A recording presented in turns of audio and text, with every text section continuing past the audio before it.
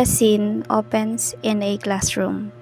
Mark is sitting, looking worried as he stares at an old book. Jake and other students chat in the background. Why do you look so worried?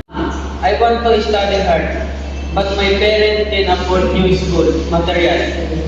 I also help my mother sell street food after school.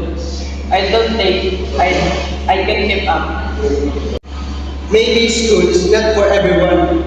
Some people just don't have the new resources to succeed. That's not true, Jake. Education is for everyone.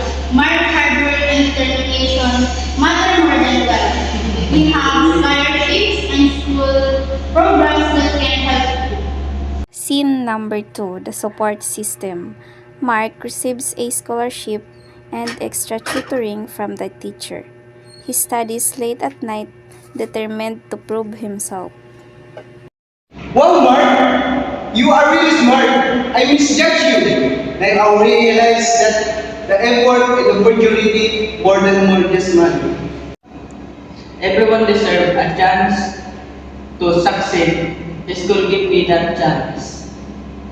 Mark, despite his struggles, works hard with the support of his school. Education gives him hope while his teachers and friends encourage him to aim high. Mark, you are proof that education can change life, no matter where you came from.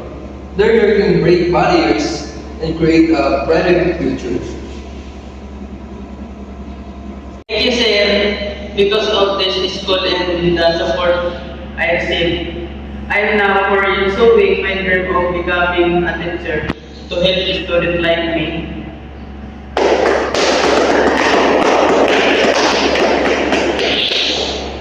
Education is the key to social mobility. Schools are not just buildings, they are gateways to a better future. Let's make sure everyone gets the chance to learn and grow.